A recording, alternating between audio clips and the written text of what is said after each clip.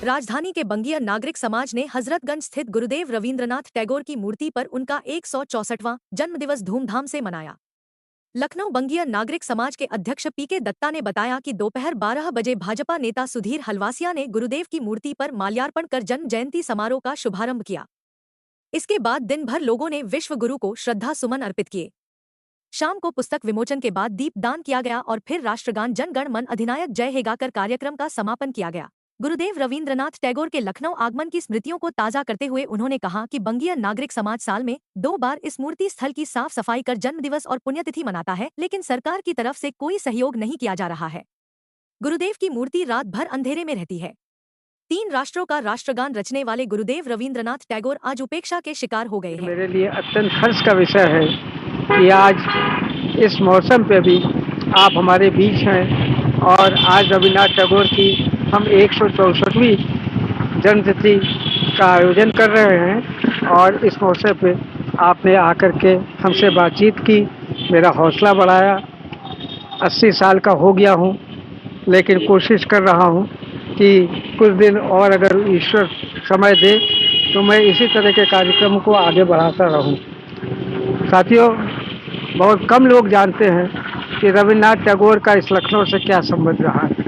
लखनऊ से रवींद्रनाथ टैगोर का संबंध बहुत ही कुछ इस तरह का था, क्योंकि उनके मुंह बोले छोटे भाई जिनका नाम अतुल प्रसाद सेन था, वो उन्हीं के कहने पे लखनऊ में आ गए थे कलकत्ते से, और यहाँ वो क्योंकि वो बैरिस्टर एट लॉ थे और रवींद्रनाथ टैगोर के ही इशारे पे उन्होंने लॉ किया था, क्योंकि उस वक़्त देश पे बड़ा हलचल का माहौल था और रोज़ भारतीयों के ऊपर अत्याचार हो रहा था, क्रांतिकारी पकड़े जा रहे थे। तो एक सही वकालत करने के लिए जिस व्यक्ति की ज़रूरत थी, रवींद्रनाथ टैगोर को अतुल प्रसाद सेन से ज़्यादा कोई आदमी मुफीक लगा नहीं, तो उन्होंने उनसे कहा कि आप जाइए अपना कार्य क्षेत्र लखनऊ में करिए, और यहाँ आकर वो प्रचुर संपत्ति के मालिक हुए। बहुत कम लोगों को मालूम है कि रामकृष्ण मिशन अगर कहीं खड़ा है तो वो ज़मीन किसकी थी? अतुल प्रसाद सेन की। अगर भातखंडे संगीत विद्यालय खड़ा है तो वो ज़मीन किसकी थी? वो अतुल प्रसाद सेन की थी। अगर AP सेन चारबाग बसा हुआ है तो वो ज़मीन किसकी थी? अतुल प्रसाद सेन की। तो रवींद्रनाथ टैगोर जब भी लखनऊ आते थे वो अपने छोटे भाई के यहाँ ठहरते थे, जबकि उनके छोटे भाई अतुल प्रसाद सेन उस वक़्त बंगाली क्लब के प्रेसिडेंट हुआ करते थे, लेकिन वो बंगाली क्लब नहीं गए, वो उनके घर में रहना पसंद करते थे और घर के तरह दाल चावल मछली, ये एक बंगाली छोड़ के एक बंगाली को क्या देगा। तो उनका एक घरेलू संबंध था। 1914 से लेकर 1935 के बीच में वो 6 बार लखनऊ है। चाहे अतुल प्रसाद सेन का यद्यपि देहांत 1934 में हो गया था, लेकिन उन्हीं के कहने पे उन्होंने 1920 में जब लखनऊ यूनिवर्सिटी का पहला कन्वोकेशन हो रहा था तो उन्होंने उसमें पहला दीक्षांत भाषण दिया था, जो अद्भुत है और अपूर्व है, यहाँ नीचे रखिए। तो साथियों, मैं आगे कह रहा था कि वो दिन था, वो साल था 1914, 1922, 1923, 1925, 1930 एवं 1935। तो जब वो शांति निकेतन की स्थापना कर रहे थे तब अतुल प्रसाद सेन जी ने उनकी मदद की थी। तो एक बार फिर रवींद्रनाथ टैगोर यहाँ आए, क्योंकि उन्हें विश्व भारती की स्थापना करनी थी, तो उसके लिए प्रचुर धन की आवश्यकता थी। ये अलग बात है कि 1913 में वो पहले एशिया के व्यक्ति थे जिनको नोबेल पुरस्कार मिला, और वो भी साहित्य के क्षेत्र में। उससे पहले लोग ज्ञान विज्ञान संज्ञान सब कुछ कर चुके थे, लेकिन किसी की इतनी हिम्मत नहीं थी कि वो साहित्य के ऊपर कुछ लिख सके और उसके ऊपर किसी को इनाम मिले। तो साथियों, 2 गीत उस वक़्त तक ऐसे थे भारत में, या तो बंकिम चंद्र चट्टोपाध्याय का वंदे मातरम या रवींद्रनाथ टैगोर का जनगण मन अधिनायक। साथियों, बहुत कम लोग जानते हैं कि राष्ट्रगान हमारा पहले वंदे मातरम बनने जा रहा था, लेकिन बना जनगण मन अधिनायक। उसका कारण था, विशेष कारण था कि एक विशेष समूह को लोगों को वंदे मातरम कहना उचित नहीं लग रहा था, इसलिए जनगण मन अधिनायक जो है वो देश का राष्ट्रगान बना और राष्ट्रगीत बना वंदे मातरम। आज मैंने दोनों आदमियों की फोटो वहाँ लगा रखी है, बड़ा फोटो बनवाया, दोनों का लगाए, क्योंकि बंकिम चंद्र के अगर कोई शिष्य थे तो वो रविन्द्रनाथ टैगोर थे। 1938 में जहाँ जन्म होता है बंकिम चंद्र चट्टोपाध्याय का, वही 1961 में जन्म होता है रविन्द्रनाथ ठाकुर का।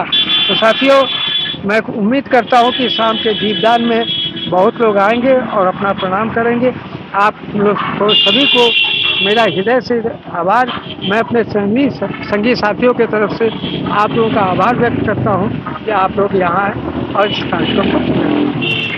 निहाल जी, क्या कहना चाहेंगे? गुरुदेव रविन्द्रनाथ टैगोर की जयंती आज आप यहाँ मना रहे हैं। आज तो आप सबको गुरु रविन्द्रनाथ जी की जन्म तिथि है आज, जैसे आप सबको मालूम है।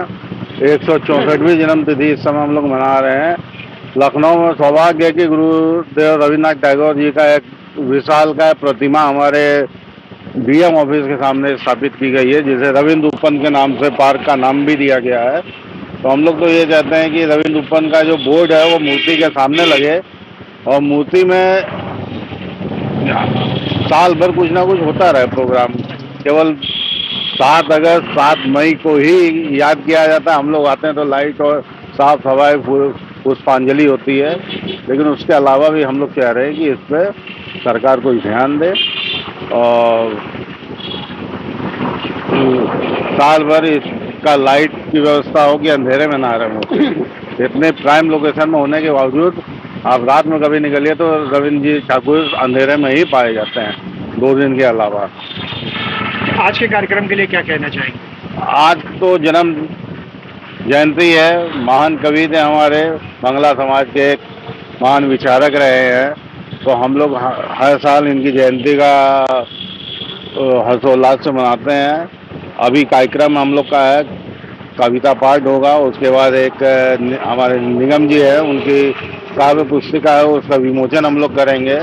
शाम के समय दीपदान का कार्यक्रम है। दीपदान के साथ ही हम लोग रविंद्र जी को याद करके कार्यक्रम में समापन करेंगे।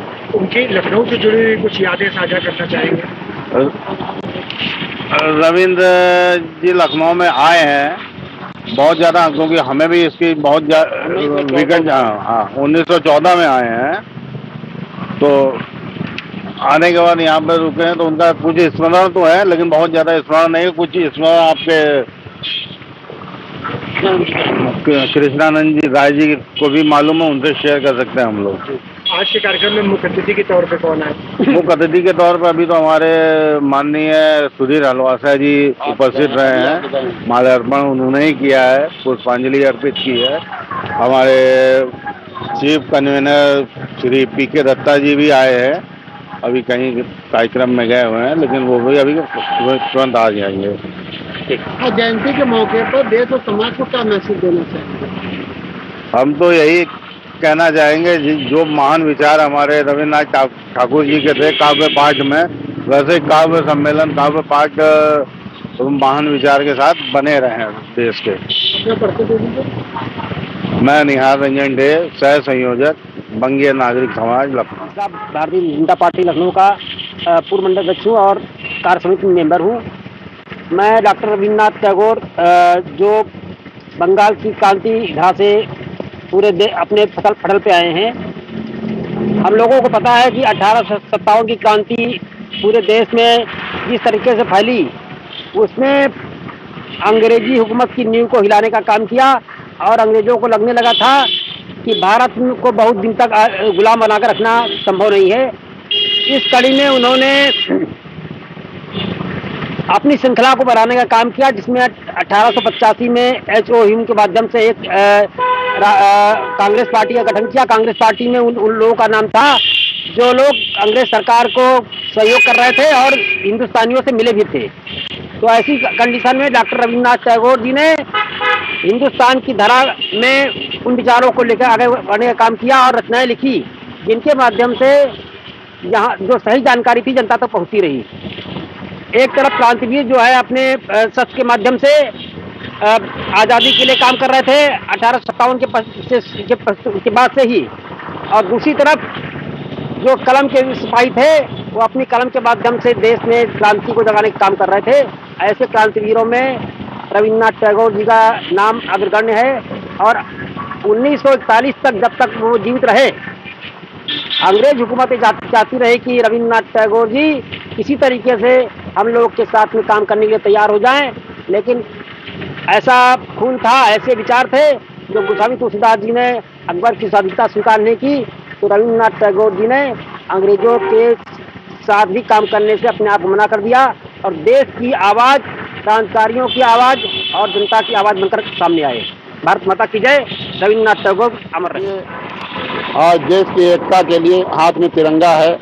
रविन्द्रनाथ ठाकुर जी की जो है 7 मई आज है, यहाँ हम लोग जन्मोत्सव मना रहे हैं। और आज क्या जरूरत है, तिरंगे के खातिर वतन पर रहेंगे, वतन की हिफाजत हम सब करेंगे। ऋषि मुनियों वाला देश है हमारा, और गंगा यमुना सरस्वती की बहती है धारा। वतन पर जिएंगे, वतन पर मरेंगे, तिरंगे के खातिर वतन पर रहेंगे। भारत माता की जय।